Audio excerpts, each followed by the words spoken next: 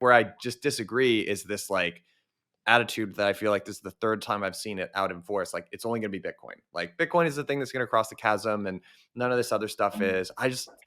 I've just seen that disproven so many times. I think the other thing that people always underestimate is like, okay, I miss Bitcoin. What's next? Like, what's the next Bitcoin? And like that driver for investors is so powerful. Every single market happens the same way. It starts with Bitcoin and then it goes to Ethereum or alt layer ones and then it goes to altcoins.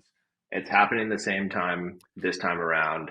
It's just we're at Bitcoin right now. Hey everyone, wanted to give a quick shout out to the Wormhole Foundation. If you're a Bell Curve listener, you know that transferring across chains can be a massive pain. I certainly do. I complain about it on this program all the time. That's why we are super pumped to have partnered with the Wormhole Foundation, the stewards of the Wormhole Protocol. The Wormhole Protocol connects over 30 blockchains and 6 different runtimes, including Solana, Sui, Ethereum, Layer 2s, and more. And the coolest part about this particular partnership is that they have made custom Bell Curve NFTs, which you can get and mint for free. You can claim that by just going down into the show notes and clicking on the link. All right, guys, on with the show. Hey everyone, this episode is brought to you by Swell, a team leading the restaking future with their liquid restaking token, RSweeth. Now, I've talked about liquid restaking on this program before. I think it is going to be a massive tectonic shift for Ethereum, and I am super, super excited about it, and I like the Swell team a lot. It goes without saying, do your own research. This is not financial advice. You guys all know the drill. Again, I like this team, and if you stick around, I'm going to describe how you can restake your ETH in Swell, earn pearls, eigenlayer points, and a whole bunch of future rewards. So thank you very much for Swell for making this episode possible. Hey everyone, wanted to give a quick shout out to this episode's sponsor, Flood Protocol, the optimal DEX aggregator. Now, if you are a listener of Bell Curve, you know that MEV is a massive problem, which is why we are so pumped to partner up with Flood on this season. Flood is the only gasless and MEV-free aggregator that not only gets you the best execution, but also gives you back all the extra surplus that you create every single time you swap. Now, this is relevant for both swappers and developers, but you're going to be hearing all about them later in the program. So for now, thank you, Flood, and back to the show. All right, everyone. Welcome back to another episode of Bell Curve. Before we jump in, quick disclaimer. The views expressed by my co-host today are their personal views, and they do not represent the views of any organization with which the co-hosts are associated with. Nothing in the episode is construed or relied upon as financial, technical, tax, legal, or other advice. You know the deal. Now, let's jump into the episode. All right, everyone. Welcome back to another roundup of Bell Curve. We got Michael's 1 and 2 in Vance. Fellas, how we doing? I think my cup of coffee is bigger than Michael's. We've had a couple of big. Yeah, well, I've got the double load. I've got this guy and the cup. Yeah, Michael and I had a sleepover this week. I was staying at his house for a while. It was pretty funny. That's adorable. That's really wholesome, guys. That's the type of wholesome content that people come to Bell Curve for. Just wholesome stuff. Just drinking beers, having fun. Just eating chicken.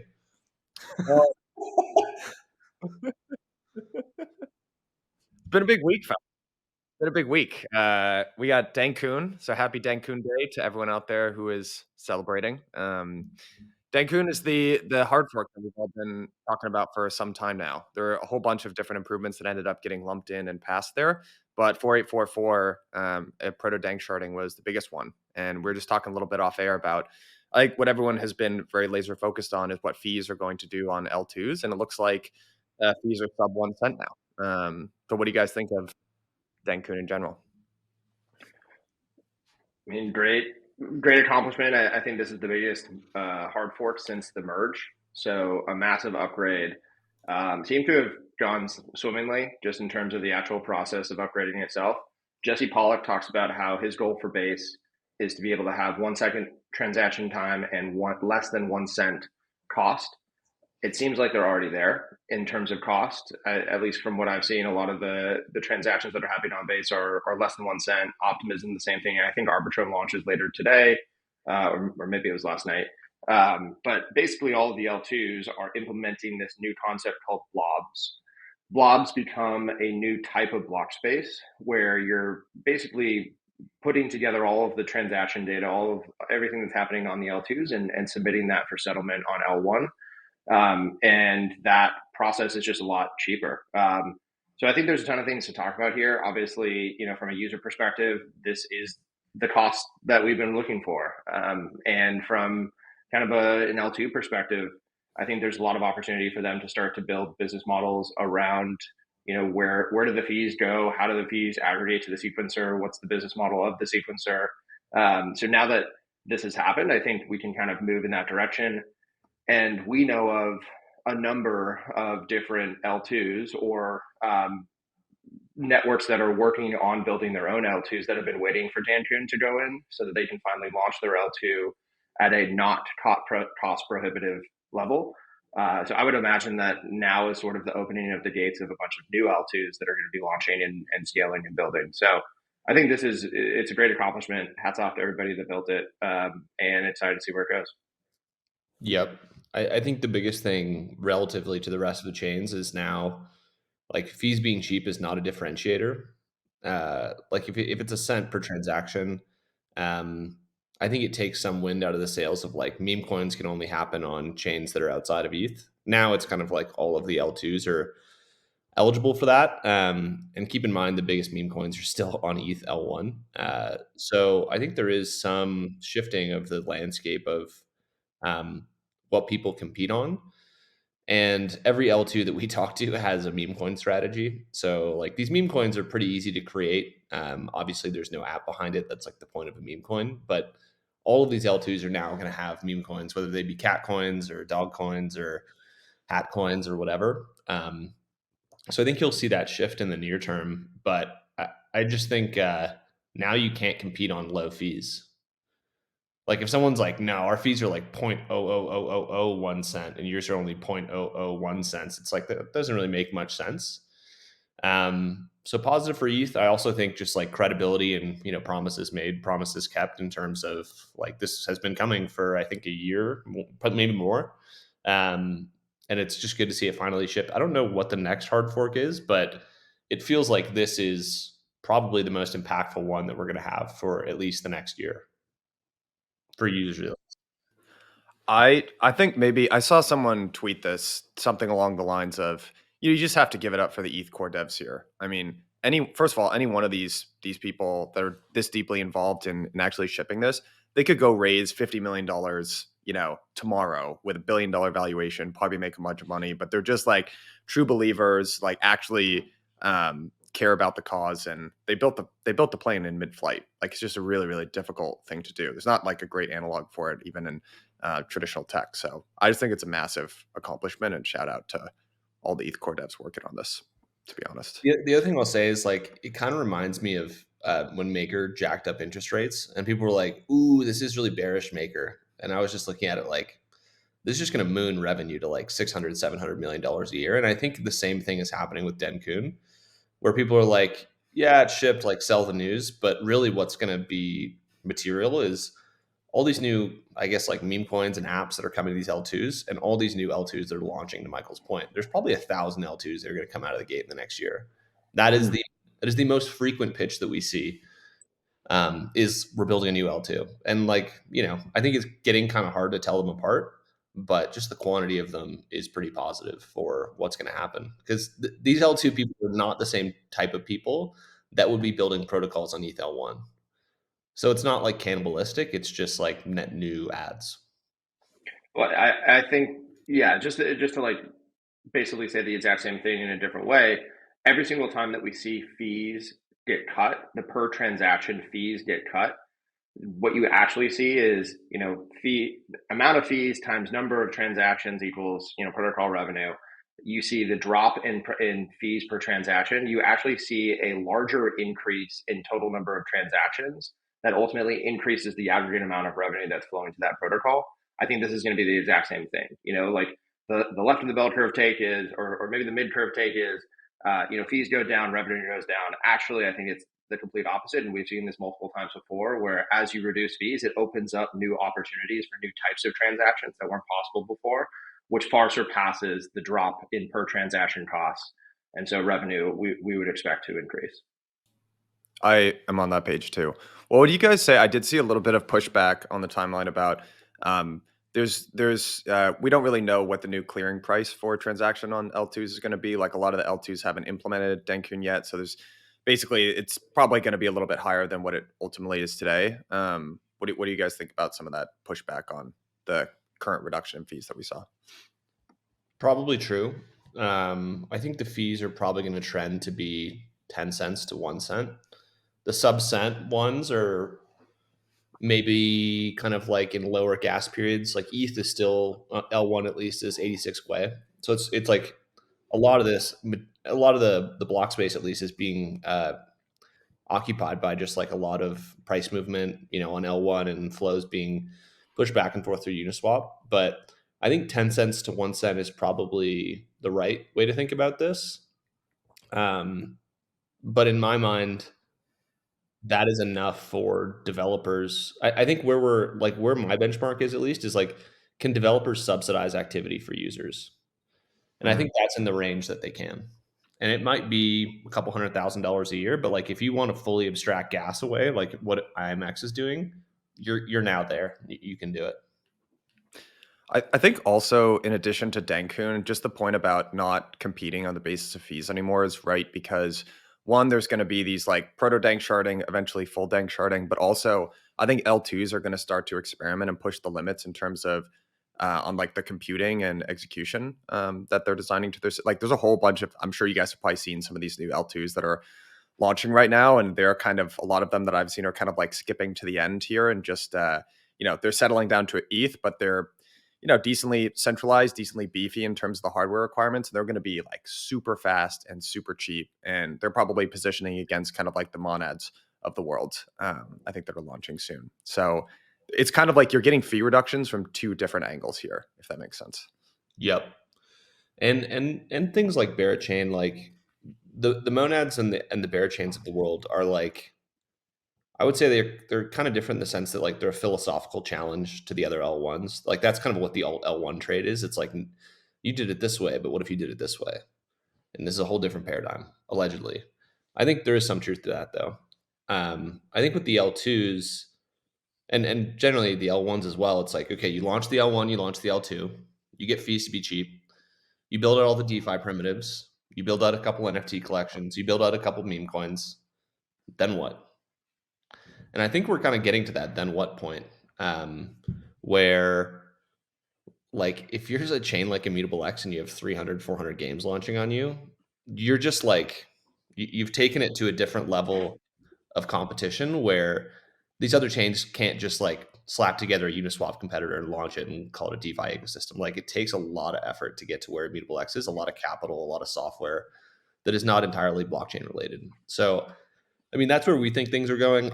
We also think things are just like extremely bullish in all regards, and like you're probably not going to have this realization of fundamental value for the next few months. But this year is the year where all these games launch, and when we get to the next generation of applications, and I think it's going to be hard if you don't have like a unique differentiator. Like if Farcaster has an L2 and Lens has an L2, and like social really takes off, like are you really going to be able to compete with social either? Like how hard is that? It's probably pretty hard. I think that's a really good point. And I don't know, there was a period a little while ago where I feel like people are some of the chains, like some of the L1s that like never really found product market fit, where like they relaunched as an L2 trying to buy into this narrative. And I think you're probably seeing that already, early stages of that in the restaking world with AVSs. Like, hey, it's really, everyone's saying it's about economic security, but like maybe really what you're actually doing is plugging into this sexy narrative around restaking and AVSs, all that kind of stuff. And maybe that can work for a little bit. But Vance, I agree with you that I think you got to have something distinguishing other than just like really cheap, because everyone's going to have that if they don't already. And on the AVS point, someone's going to be able to be the first AVS, but everybody after that is going to be the second, the third, the fourth. Like you're not going to be able to rely on that distribution channel as being your core differentiator for a very long time. Yeah. Even the L2s now are kind of like, we're doing SVM, we're settling to select Sol Ethlestia or whatever that is. Like they're trying to like mount this philosophical challenge. For me, at least, that falls a little flat. Because for the alt L1s, what they have is their own native asset. They also have all the MEV that happens on that chain. And that is like kind of this economic amplifier. And so I think it's going to be hard for the L2s to mount like philosophical challenges. I think they're going to have to mount basically like application challenges. And I think it's going to be pretty obvious when like I think this is the year that our gaming thesis is starting to play out. Like Pixels hit 1 million monthly active users. Maybe 25% of that is bots.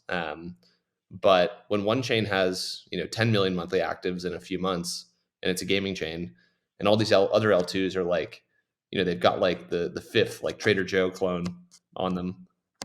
Like you're gonna be able to tell, and I think we're getting to that then what point pretty quickly. Well, to your point, so what I would love to see is, for a long time, people are like, this is the most common take ever, right? We have too much infrastructure, not enough apps. But I think there was really good reason for that. There has been cheap block space, but there was always cheap block space on these kind of shitty chains that you didn't want to be on for the most part. Now you actually Right. have cheap block space on L2s that settle to Ethereum or Solana or whatever. Like there's lots of good chains. Platform risk is less than it used to be, or at least there are ways that you can launch on cheap block space where you aren't taking an enormous amount of platform risk. So maybe this will be the cycle where people kind of wake up and realize like, hey, some of these roadblocks that used to exist around on the infrastructure side of things don't exist anymore. Maybe we should be building apps now. You can hope. I mean, I think so. I think also like we play the very, very long game, as do you guys, where like our fund is a 10-year life cycle. So we have time. And I just find it hard to believe that if you forecast out 10 years, like it's going to be just this infrastructure thing. Yeah. And you kind of got to skate to where the puck is going. And I think what we do well is like we invest with conviction and then we just camp out. We just post up for even years. Like Chainlink took years. Many of these things take years.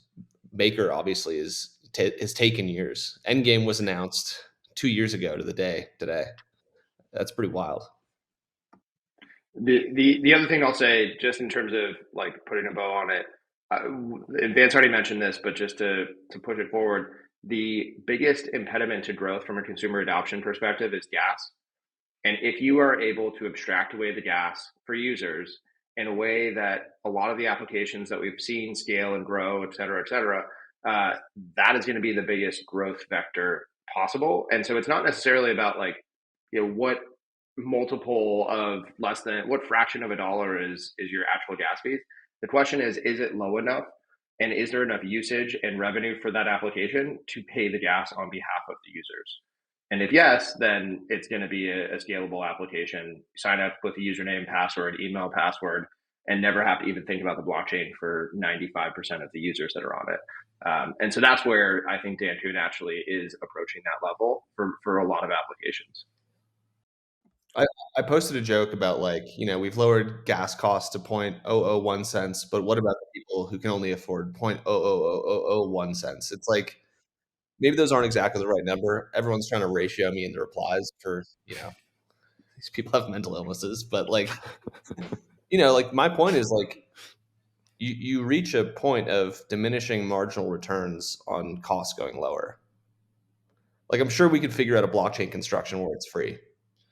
That wouldn't open up the market much more than it being like practically free. And we're kind of there.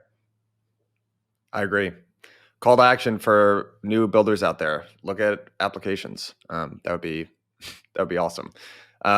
Maybe we can, I know you guys are bringing up Maker a little bit. Maybe we could transition to that because I think Maker, one of the things our analysts were talking about this week is the raise. So the DSR, the DAI savings rate, that got raised to 15%.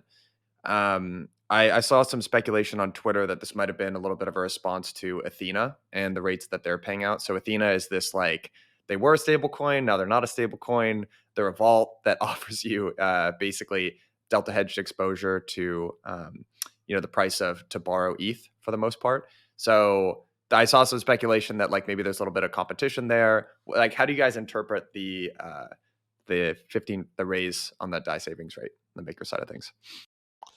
On the Athena side, I mean, you're going to be able to borrow against ESUSD on Spark. And, the rate for that will be, effectively what Athena is yielding to borrow minus maybe 1% or something to make it economical for the person who's doing the borrowing. So, I mean, this is kind of what Maker has always done in bull runs is there's just some amazing new yield farming offering, 200% APY, and you basically offer DAI borrow against that. And what that allows Maker to do is capture all of that yield. And in the current endgame paradigm, what that is used for is buying back the Maker token. And so just to go over the broader kind of interest rate raise, interest rates spiked all across crypto and DeFi. So like this wasn't in my mind like an emergency raise for any reason. It was like Aave rates are 20 to 30%, and Maker borrow was like 6. So, when you have that, what people are going to do is they're going to borrow DAI, they're going to put it, they're going to swap to USDC, they're going to put it in Aave, and you have all the economics going to the people who are doing this carry trade, and only 6% of the 25% going to Maker, which is like not what Maker wants. Maker wants to capture as much economics as possible, at the same time giving people some sort of small spread to incentivize them to borrow. So that's kind of the general perspective of like why Maker would raise interest rates. And Maker is going to have this really interesting thing where it's T-bills in the bear, crypto denominated loans in the bull, and when perp rates spike, and perp rates are not going to spike forever, and there's only a limited amount of capacity for this trade, you can put it in perp. And what they're trying to do, and this is in the Rune doc that he just posted, is like seamless transition from T-bills to crypto lending to perps. You kind of have this like holy trinity of yield. And outside of this, what the main thing that happened this week was Rune posted the long-awaited update on Endgame and when things are launching, and he gave a timeline, and it's this summer. So the headlines of this are there's going to be a new brand reveal in probably June or May. That will last a month. Then you will be able to farm the new DAI token, and you will be rewarded with Maker inflation, but also Spark inflation. And so it's going to be like this super high yielding kind of yield farm that will drive additional demand. And then you're going to have ESUSD as well. And so I think, I'm looking at the Maker website. This is lower than what we think it is. They believe that they have around 200 million of annual profits. We would probably put this closer to like 300 or 400, but that's just going to keep going up. And why we bought, all of our Maker, I forget, maybe a year and a half ago, was we thought it would get to $1 billion in earnings this cycle. And I think it's going to get there. And I think it's going to get there this year. And if you have $1 billion of earnings buying back a token that's worth 2.3 billion, that's pretty crazy. And I think you're going to have this virtuous cycle where the yield from perps, the endgame inflation, all of the above is just going to absolutely make this, like, it is the number 2 earnings producing app in crypto behind Ethereum. And it's worth $2.2 billion. So obviously we can't express bullish or bearish opinions here, but we're not selling our Maker. Yeah, not financial advice. Not financial advice corner. I mean, these stats, if you're following along via video or looking at the TVL revenue and token price of Maker in charts, and yeah, it's funny. I mean, people always say that crypto doesn't trade on fundamentals, and for the most part, I think that's true. But I mean, there's a certain amount of sense. Like this chart makes a certain amount of sense, and it actually kind of looks like Maker is trading on something that looks like fundamentals. So, yeah. I mean, and just a massive, is that jump in revenue, is that associated with that's the DSR hike, right? Yep. Or no? No, that's the interest rate hike. Yeah. Interest rate hike. Yeah. The other part of this is that the DSR has been raised to 15%. Right. Which is pretty interesting, given that the Fed funds rate is at 5.5%. So you're naturally incentivizing people to take USDC, buy DAI. They'll do that through the PSM. That USDC stays in the PSM, which is liquidity for shorting the perp on Athena or crypto denominated loans or really whatever. But you kind of are entering into this virtuous cycle where I think we're going to see the DSR probably drain and move into these endgame farms, and that'll also increase profitability.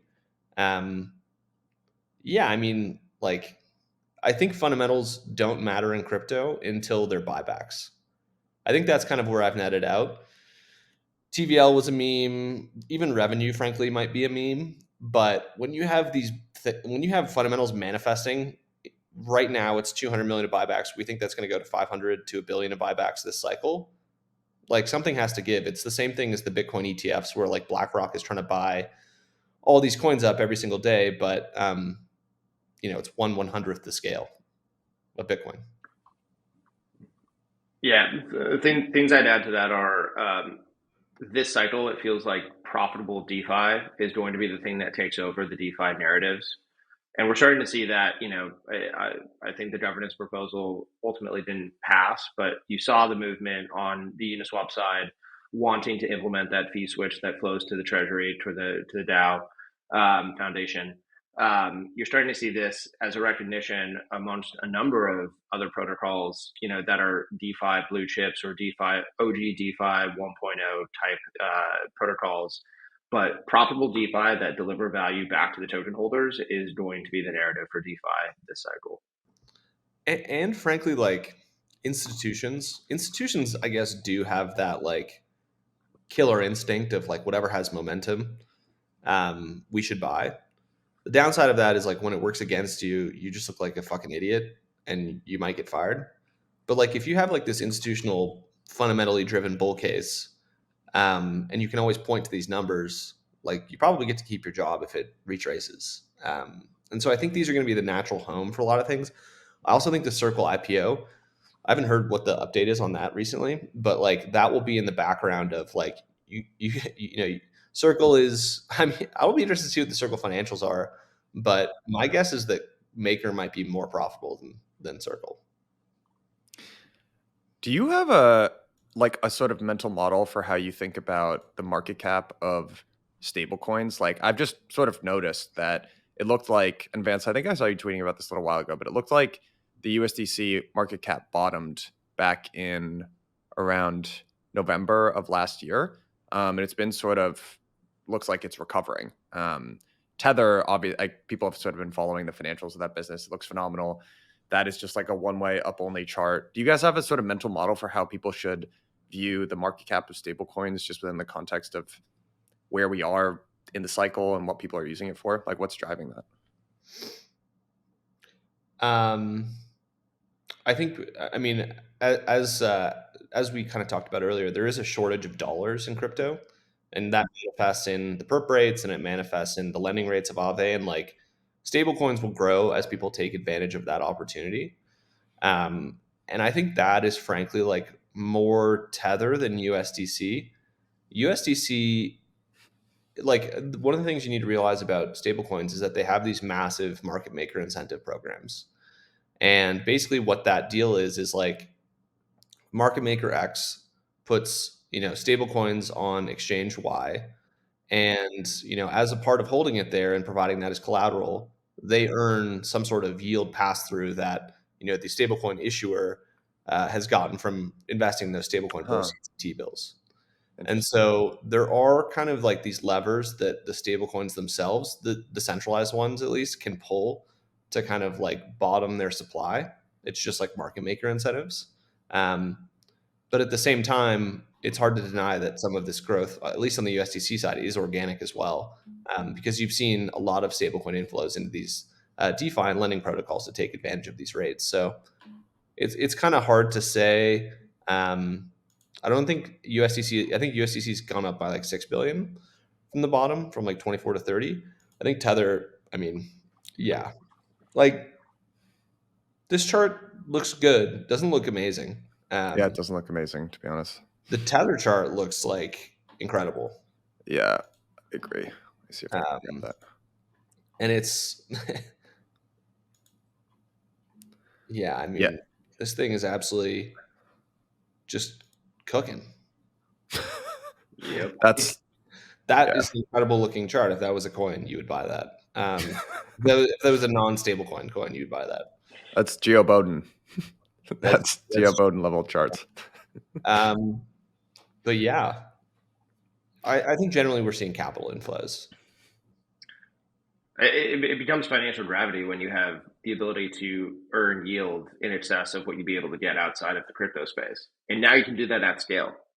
I mean, Athena's at last I checked, 65% obviously not the most scalable. It's got almost $1 billion of TVL, but you're going to be able to borrow and lend, in ways like Aave. Aave, I think lending was at 25%.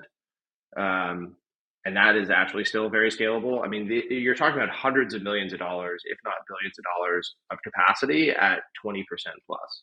Hey everyone, wanted to give a quick shout out to the title sponsor of this season of Bell Curve, the Wormhole Foundation. Now, if you are an on-chain user, which I bet you are, if you're listening to Bell Curve, you know that the cross-chain experience in crypto still sucks. Let's just call a spade a spade. We talk about it on this program all the time. Interop is still a big problem, which is why we specifically wanted to team up with the Wormhole Foundation. They are a decentralized interop platform that powers multi-chain applications and bridges. So that could be anything from DeFi to NFTs, governance, oracles, and more. So if you are a developer and you're building cross-chain assets, apps, or data or anything like that, I highly recommend that you click the link at the bottom of this episode and go check out to see what you can build on Wormhole. And Wormhole, first of all, this is a fun team. They did something really cool with us. You can actually go and click the link at the bottom of the screen, which is going to send you to a landing page where you can claim your own unique Wormhole NFT. So we're doing this with me and we're doing this with Jason, my co-founder. So help a brother out. It's a super cool NFT. I promise. Go click the link at the bottom of this episode and fill out your POAP, get your free NFT. And if you're a dev, head over to Wormhole and check out to see what cool cross-chain stuff you can build. Hey everyone, this episode is brought to you by Swell, a liquid restaking protocol and the issuer of the R-Sweeth liquid restaking token. Now, if you're a listener of Bell Curve, you know that I am just so fascinated by restaking and liquid restaking.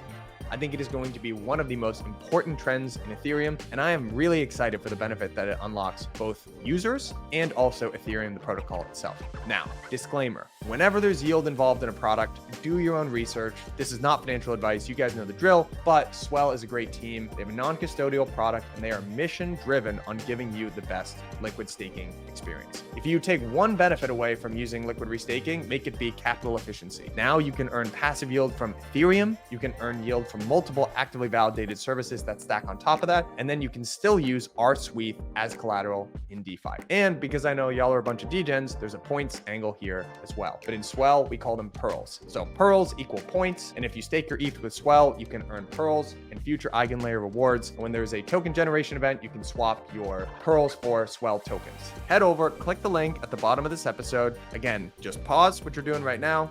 Go click the link at the bottom of this episode. Check out Swell. Thank me later. Hey everyone, want to give a quick shout out to this episode's sponsor, Flood Protocol, the optimal DEX aggregator. Now, Flood is the perfect partner for this episode on the multi-chain future because Flood is solving so many of the issues that we're going to be talking about this season. And this is relevant for both traders and devs. So if you are a trader, you should definitely head over to Flood Swap and start trading because they solve three massive problems. 1, gasless trading. No more pesky trading fees. 2, you don't have to worry about getting front run. MEV free. And then 3, they have excellent order routing so that you know that you are getting the best price. So head over to Flood Swap and click the link in the bottom of the show notes. We're going to send you right there.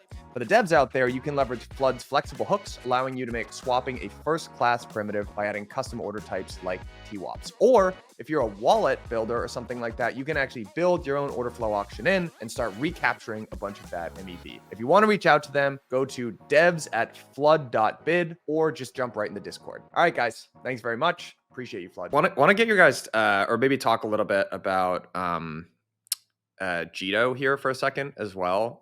So just as a disclaimer, I've actually got a small bag of Jito myself. I've been a Lucas, Buffalo, and Jito stan for a long time. They had a pretty big announcement this week that they ended the Mempool function. So as a reminder, Jito actually started as an MEV product. Pretty sure they actually started with Mempools. And then they bolted on a liquid staking product there. There's a really interesting intersection between MEV and liquid staking that we actually did an entire podcast on. I go back and listen to an old Bell Curve with Lucas and Xavier, who's the ex-CIO at Course One. But the reason that they stopped doing it was because, so one of the differences between Solana and Ethereum is that there's no mempool in Solana. Transactions just automatically get broadcast to the leader. Block times are much shorter. The whole protocol is kind of optimized around making shorter and shorter block times. You get 4 blocks as the leader in Solana. You kind of build those continuously, and then that's it. what Jito was doing is they had this sort of private mempool that could run as a sidecar with Solana validators, and it extended the latency by about 200 milliseconds. But it acted like a mempool does in Ethereum, right? So in Ethereum, there's a public mempool. I mean, it's less relevant today than it used to be. There's a lot of sources of private order flow, but every transaction sort of gets submitted to this public mempool. Different. It's really builders today that will build these blocks that are optimized for the amount of MEV that you can extract. That gets passed on through relays to a proposer. The downside of that is that there's obviously been a lot of, to be honest, like meme coin and shitcoin trading on Solana. A lot of it happens through these Telegram bots with retail users that don't understand slippage and stuff like that. And what was starting to happen in these Jito mempools was that users were just getting sandwiched to death. And because fees are so much lower in Solana, the amount that you can get sandwiched is even worse than it is in Ethereum because fees are high on ETH main chain. And so there's some sort of calculation for searchers and builders over there where like, if it's under this amount, then it's not really worth it for me to sandwich you anyway, because you got to do a front run and a back run. With Solana, because the fees are so cheap, the incentive is to just spam and try to get that front and back run slot. And you can actually do it with much more specificity, which just means that the users are getting sandwiched all that much harder. And I think, yeah, which is kind of funny. But honestly, the team at Jito had to make a really difficult decision. Like, do I do this for the good of the network and stop this? Because it was 100% going to be a cash cow for them. And they made like the really bold, I think very forward-looking choice to not do that. I don't know. I like, just as a founder, that's such a difficult thing to look at this like exploding product line that you have and just say, I don't think this is a net good for the entire network and shut it down. That takes balls of steel and a lot of conviction and a really long time frame and long time horizon on your company and your brand. So yeah, I just respect it overall. I think I know you guys are investors in Jito as well, but I respect it. We also have Jito bags. I mean, yeah, I think of them as the canonical like Solana project, like just like an extension of like Tolly and the foundation, and Kyle is also an investor from Multicoin. So they're so ecosystem aligned, and frankly, they chewed glass when Solana was $8, and now it's at $170, and they're kind of still doing the same thing, and they're doing what's best for the network, which is very different than what's best for ETH. It's a different kind of scenario. I also think the other part of this is what they've built is so technically complex that obviously someone else could build, a way to kind of reintegrate sandwiches, and maybe they will. But at this point, Jito is the largest liquid staking protocol on Solana, and they're growing like a weed. So there's just like a virtuous cycle that's at play here. And yeah, I mean, I wouldn't expect those guys to do anything different, honestly. Right. Here's why I find this super interesting as well, just from an experiment. Like, one of the reasons why I like that there are multiple chains outside of just Ethereum is it's kind of like run every experiment. And the philosophical attitude on ETH around MEV, like MEV is probably the thorniest problem in all of crypto, right? It's just really, really difficult. Like, I view MEV existing on a spectrum of like, frankly, private order flow to like users getting screwed. I mean, like everyone sort of aligns somewhere on the spectrum. It's really, really difficult to escape that because if you sort of rewind to the early days of the way that MEV was getting thought out on ETH, really forward-looking people like Phil Dion of Flashbots realized that, hey, Ethereum, we're permissionless, we're open, we're public, all of that stuff. That's great, right? You don't have these make-believe barriers to entry that you do in TradFi for who can be a market maker and who can trade and all that stuff. The downside of that, though, is that when all these transactions just get submitted to this public mempool, anyone can see, and there will be really sophisticated actors that like front run you, and users end up getting kind of screwed. And the Ethereum, I think for a lot of really good logic, I think Ethereum adopted basically an accelerationist view of MEV. They said, unless we want to do private order flow and unless we want to do this co-location bullshit that happens in TradFi, which we do not want, we are just going to accept that users for now are getting the raw end of the stick.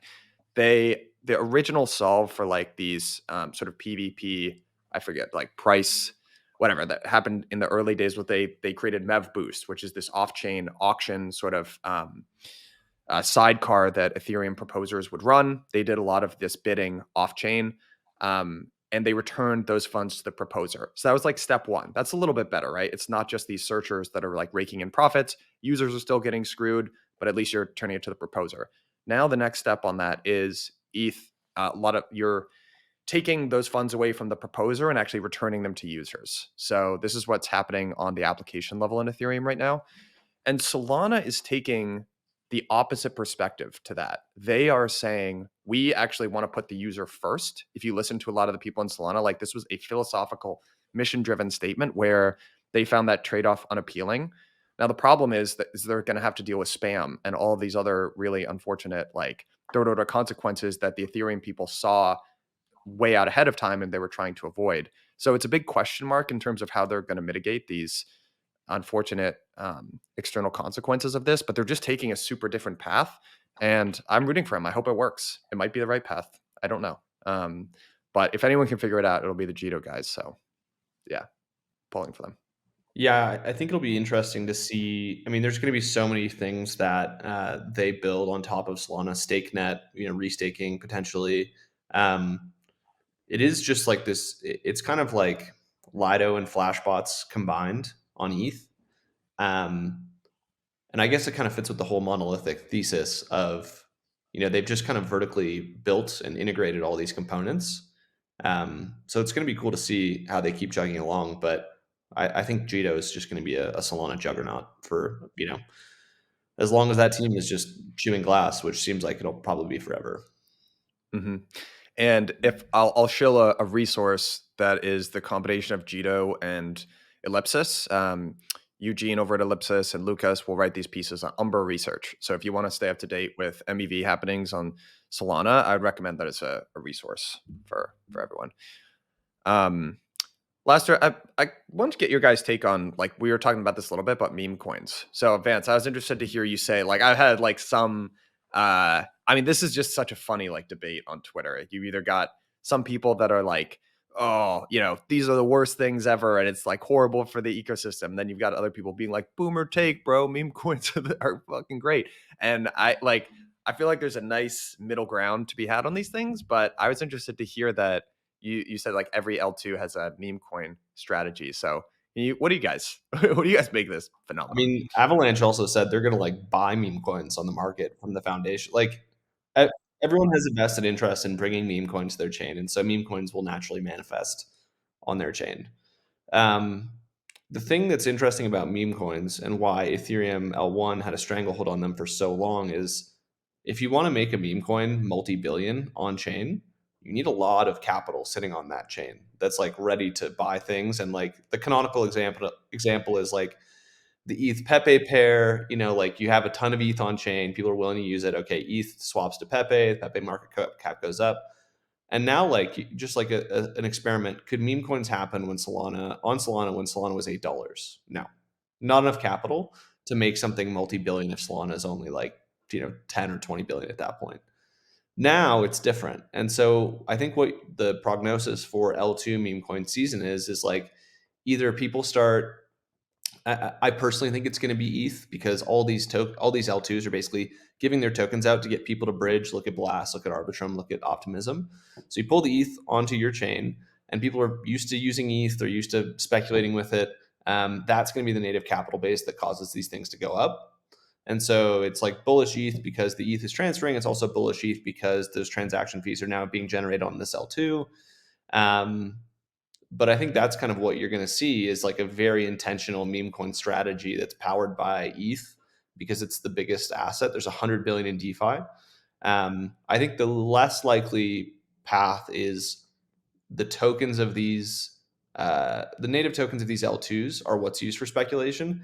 Because again, if you think about it, like let's say you're a new L2, one of the thousands that's launching, you have to A, get people to accept your token as money. B, you have to get your token high enough where it can be used to speculate and like make these meme coins go up. So like, let's just say an L2 launches at 2 billion.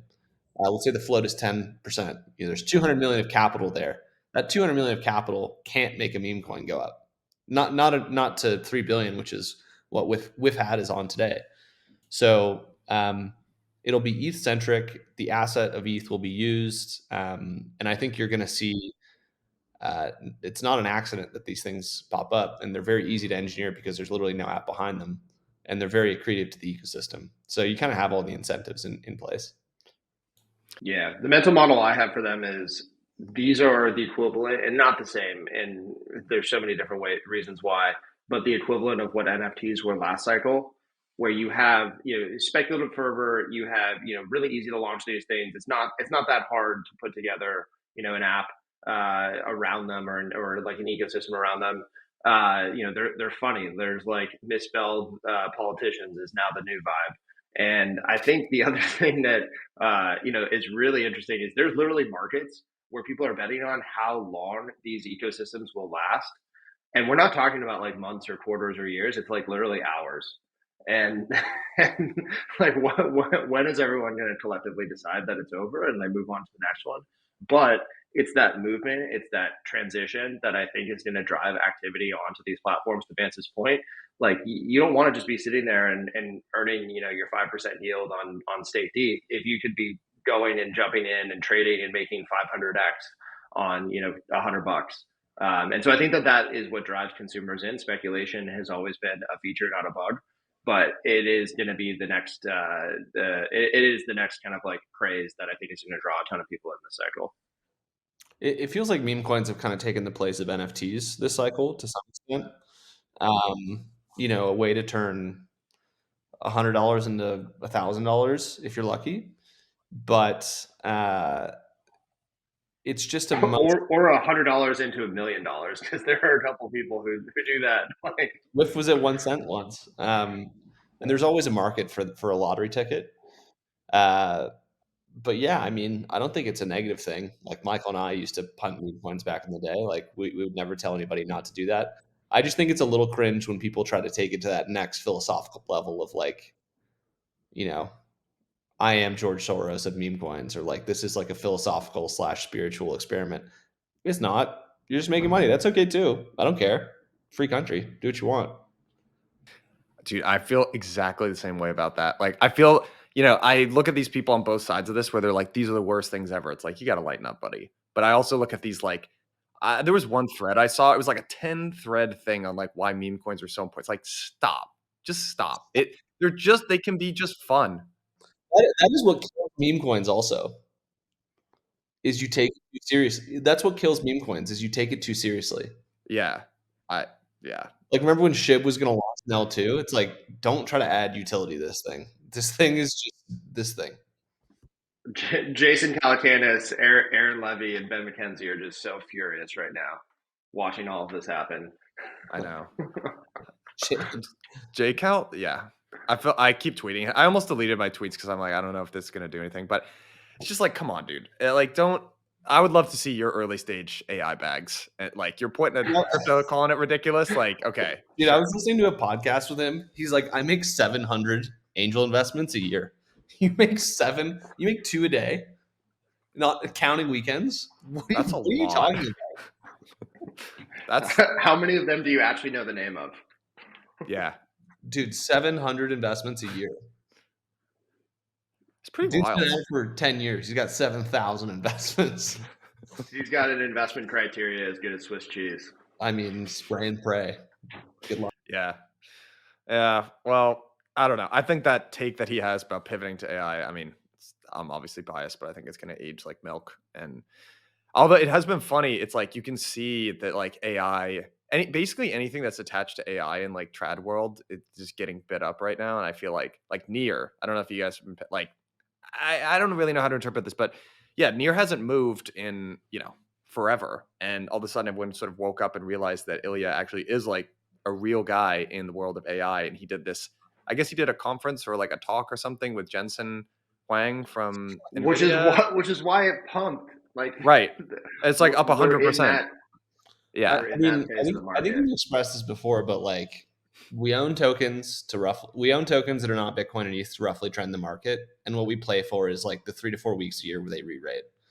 And I think that's like a pretty decent framework for thinking about things like Near, where, you had this amazing, 3 or 4, I don't know how much it went up, pump, but you're still probably underperforming ETH, or like kind of roughly in kind of neck and neck with it. But we'll see. I mean, my sense of the AI stuff is that it's kind of starting to fade a little bit.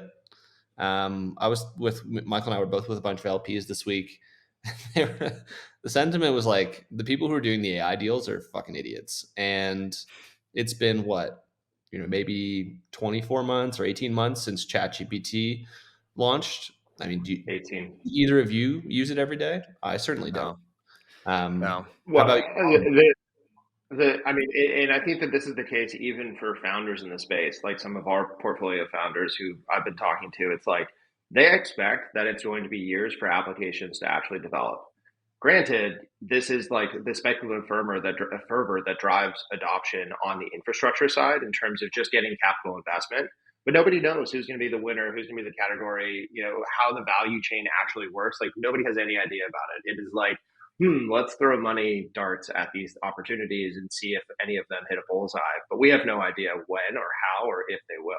Like that's where we're at right now. And I think ultimately it will be a good time to invest, just as their 2018 cycle was a good time to even look at alt layer ones. But I do think nobody has any idea how it's going to work out, and if they pretend to be able to have a thesis around it, they're absolutely wrong. Yeah, and like throwing money darts is the job, and being early is the job. But I think where like, and we're investing in crypto AI stuff because might be a little fuzzy, but like there's good entrepreneurs, and you just kind of got to give them a ball and hope that it works. Obviously within bounds of reason. I think where people are getting more negative on it is like the OpenAI round at 90 billion, the Anthropic round at 40 billion. Like, who knows if these are going to be the winners? And it looks like none of them are profitable, and it's like not really even close. My thesis actually why there's a AI boom, and yes, like the one I would say shining element of the AI fervor right now, the crypto X AI, is the quality of the entrepreneurs coming in. We've got Google DeepMind people coming in. We've got founders who've been working in AI for the last 3-4 years who actually understand this stuff. Giving them the ball and letting them try to figure things out is kind of where we are in the stage. And they the smartest ones are already like, hey, we don't know exactly what's going to happen, but we're going to stick handle our way through it as we go. And that's how we're approaching it. But my thesis around why AI tokens right now are getting some boom is because there are very few places to speculate on AI in an open market. Yep. And you can buy Nvidia, you can buy Microsoft, trillion-dollar companies, or you can go off and buy billion-dollar, less than billion-dollar assets that are working on AI. When you, to your point, Vance, a $90 billion OpenAI round and a $40 billion Anthropic round are some of the benchmarks of where these things could go if they re-rate eventually. And so, yeah, my point is, I think people are just thinking like, I need exposure to AI. How do I get it? By the way, one of my rules of thumb for crypto markets is that it's hard for coins that are not Bitcoin or ETH to sustain above 100 million FTV for whatever reason.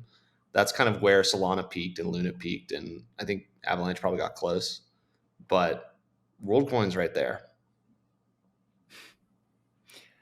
Yeah. Yeah. These things have seasons, and Yeah. like I was talking with someone today or maybe yesterday, and they were like, dude, meme coins, like meme coins. And I was like, do you even remember the last narrative or the one before that? And they're like, I can't even remember what that was.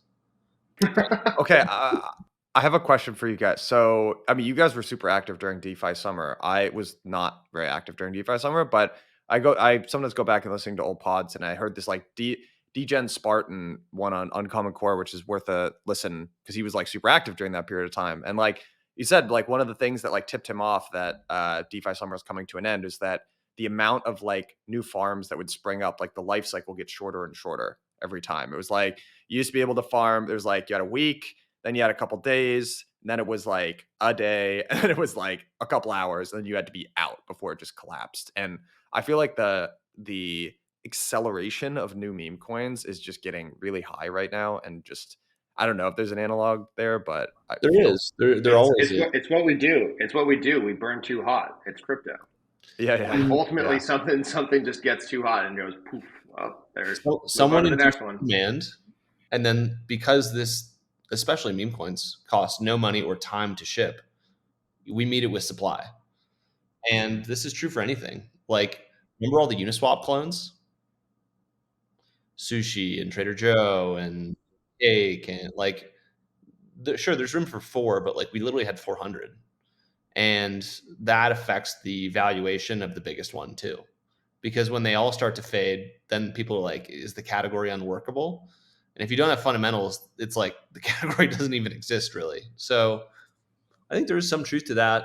And I think you're going to see probably some of that in restaking, especially with the AVSs, where the AVS quality will be the initial kind of determiner of like which farms stick around. But then it's just going to be like hundreds of AVSs launching, and how do you even tell? And the category kind of starts to look a little like wonky. But I was watching some person get rugged on a meme coin yesterday, the Swifty meme coin on Solana, where it like literally pumped like 100x, like had this like perfect engulfing candle, and then went down 95% within like 2 hours. So I think the timing of these is getting faster. That's kind of undeniable. Totally. Yeah. And they're fun, but like people, I guess like the one thing where I can actually see meme coins not being super great is there's people who are in the know understand that this is a game of musical chairs. They're like, I'm having fun, like I'm gonna toss some money into this and sort of gamble. Like, I don't know, when retail really does end up coming, like they don't understand as much. And actually this was like a big argument in the Blockwork Slack this week about, well, I understand that like Joe Biden isn't the future of finance, but it's like, but people knew that about Doge, and people still like, you hear these stories about people like YOLOing their life savings into Doge. And I don't know, because I hate the paternalistic, like we should protect retail, like that sucks too. I think there is some survival bias. You remember SHIB and Doge because they're still worth a lot. You probably don't remember SafeMoon, which Portnoy aped into at literally the Pico top and then went actually 99% down. And that's hysterical. Portnoy is so posting Joe Biden videos today. Yeah. So yeah. Look, I don't care. Make money on meme coins. Like, do your thing. 100x leverage. Like, knock yourself out. But just understand that if something happens, like no one's coming to save you. That's the deal you make.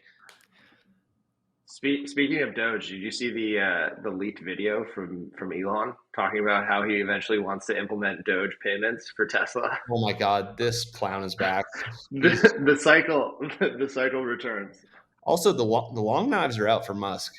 Like, I don't know if you've seen the Tesla chart and all the negative press coverage, and people are coming for him on Trump donations now. Like, it feels like we just locked arms and we're like, time to cancel this man.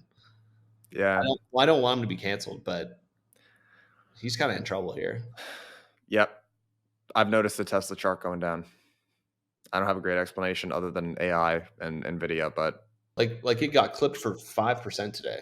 You don't really see things go down 5%. Like, man, this is a brutal looking chart. Yeah. I mean, yeah, 5% today. That's quite a bit. It was pretty invincible for such a long time. I mean, I remember like it was right when I moved to New York, so it was like 2016 or 2017. I was having drinks with this family friend, and she was mentioning she worked at Jim Chanos's fund, and he had this famous like short fund, which I guess he closed up last year. But she was saying like their biggest position was short Tesla. So like that guy just got clobbered. I'm sure he closed it out at some point, but I mean, that was one of the most popular, mid curve trades in 2013, 14, 16, 17.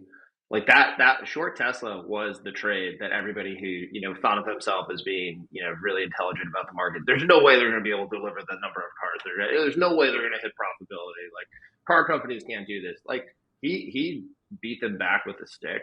Now I think this is like, to Vance's point, this feels like a larger kind of swath that's coming in, and it feels like governmental in the sense that It's, the ruling against his pay package.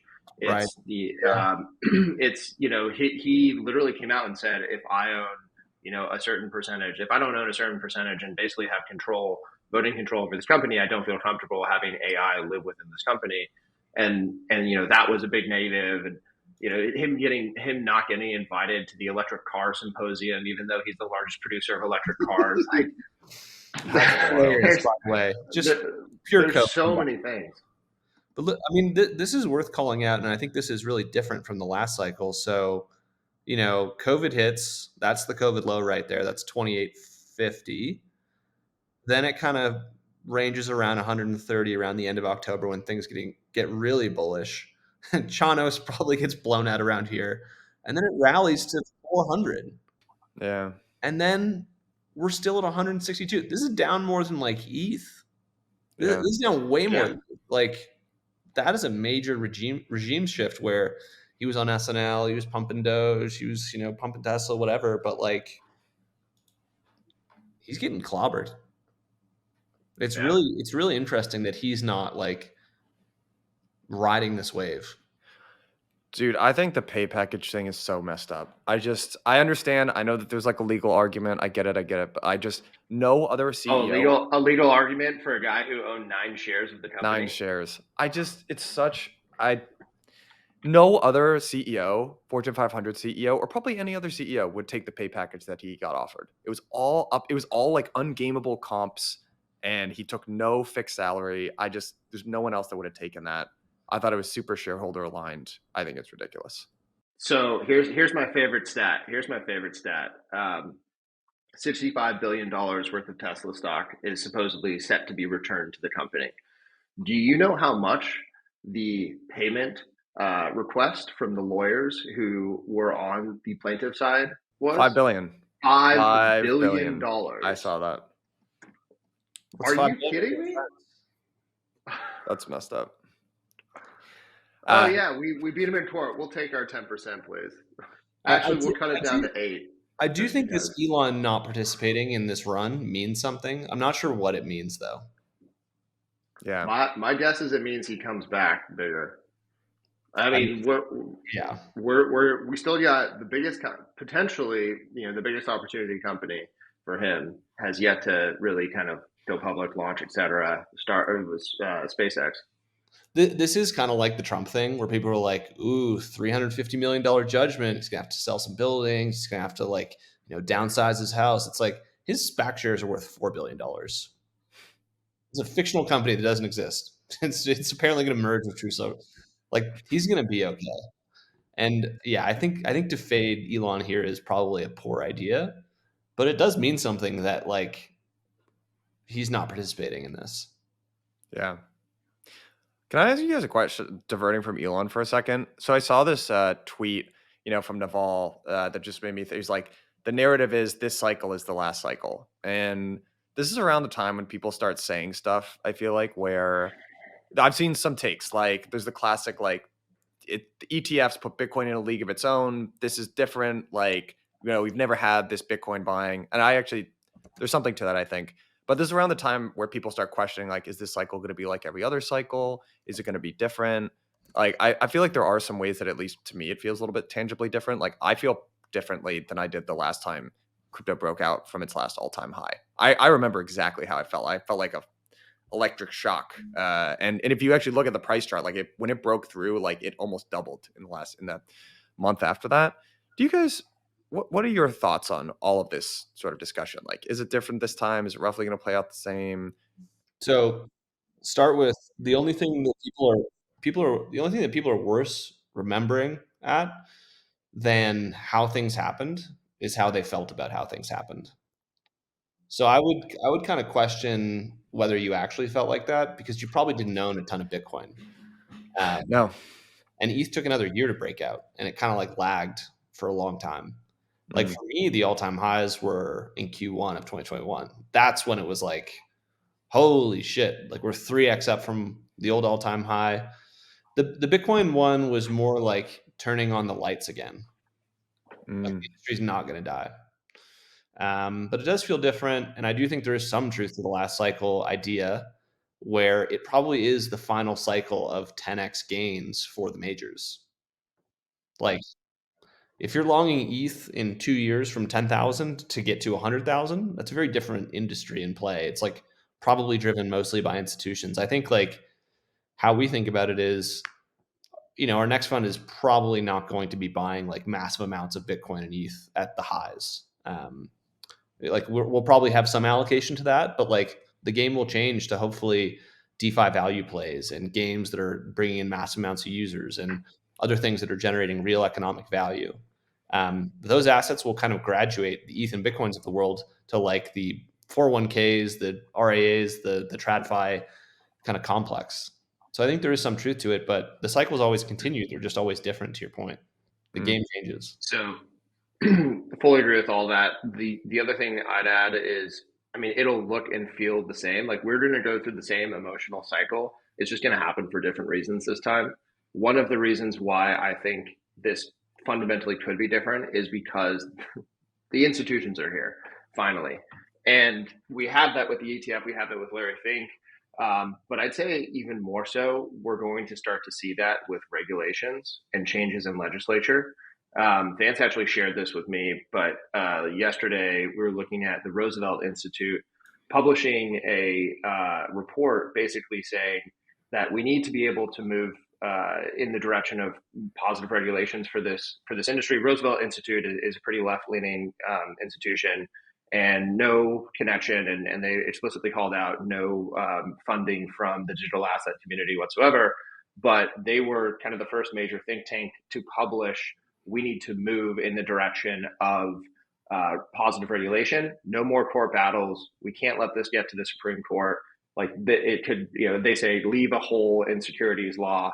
And so I think we're actually going to see like pretty sensible regulation that becomes bipartisan. Depending on how everything turns out in November in this next election cycle, I think we're going to see a lot of movement. And once that happens, then it's not just Larry Fink that's coming in off the sidelines and jumping into the industry for Bitcoin. It's actually every financial institution, because they then have a playbook for how to operate and integrate into this industry. And so that, I think, is probably the most likely outcome for how this becomes the last cycle, how we get, more than a 10x from here. But that I think, is kind of the variable that frankly has never even been possible in any previous cycle. So it's going to be long, and it's going to be positive for a while. But I think that's going to be the variable that dictates how permanent this cycle is. Yeah, I agree with all that. One thing that I would like push back on pretty strongly is actually some of my favorite new entrants to this cycle have been Eric Balkunas and James Seyfert over at Bloomberg. I think those guys, it's awesome to like watch them get to like this stage in their journey. But where I'm going to push back on both of them, and if you guys are listening, an enormous amount of respect for both of you, but like where I just disagree is this like attitude that I feel like this is the third time I've seen it out in force. Like it's only going to be Bitcoin. Like Bitcoin is the thing that's going to cross the chasm, and none of this other stuff is. I've just seen that disproven so many times. It feels very unlikely to me that people will like do well on their Bitcoin and then be like, okay, this is like all I'm going to do. And I think the other thing that people always underestimate is like, okay, I miss Bitcoin. What's next? Like, what's the next Bitcoin? And like that driver for investors is so powerful. I don't know. I strongly disagree with the idea. Every single market happens the same way. It starts with Bitcoin, and then it goes to Ethereum or alt layer ones, and then it goes to altcoins. It's happening the same time this time around. It's just we're at Bitcoin right now. Remember when all Fortune 500 companies were going to put Bitcoin on their balance sheet, and we were going to go into this like Ayn Randian like pipe dream? Didn't happen. All the coins participated. So more than Bitcoin. Yeah. We do this every cycle. Yeah. The difference this cycle is that the flows are real in a way that they weren't. Like all the Bitcoin that Tesla bought is like 2 days of inflows at this rate. But it's funny, and I noticed this, like, shit, if you told me there was going to be $1 billion of inflows every single day, I'd be like, Bitcoin is at 100K easily. But it's kind of just like chugging along. And that's what drives people to do ETH and alt L1s and altcoins. And like even Matt Hogan, the CIO of Bitwise, had to put out this kind of weird Twitter thread about like don't worry, alt season doesn't mean that like Bitcoin isn't like the only it's like, dude, this is going to happen with or without you. So it's just kind of the same thing repeats. Well, I can't speak to Matt's perspective on this specifically, but even just like in talking to, I've like, we've got London coming up in next week. And I've been, my last 3 weeks have been like all these prep panel calls with like all these people, like a lot of the ETF issuers, a lot of the people that work at banks. Like I could tell you unanimously behind the scenes, the question, like a lot of what's going to come up at this conference is like, okay, Bitcoin is great. What's next? And like, it was 0 out of like 90 people that I talked to that was like, yeah, Bitcoin is the only thing. It's just, I don't know. I was willing to stake my entire reputation on this. Yeah, I feel that's crypto asset. Yeah, crypto asset, Bitcoin. Like, yeah. I sent Michael that video last night, and always funny to look at. It's always relevant. It's just Bitcoin is not the only thing in this universe. I gotta go, gents. Yeah. All right. We can end it here, fellas. All right. Cheers, guys. Hey, everyone. Mike here. If you're a Bell Curve listener, you know that transferring assets across chains can be a massive pain. I certainly do. I complain about it on this program all the time. That is why we're incredibly excited to have teamed up with the Wormhole Foundation, the stewards of the Wormhole protocol. And the coolest part about this particular partnership is that they have made custom Bell Curve NFTs, which you can get and mint for free. So click the link at the bottom of this episode. Get your free NFT.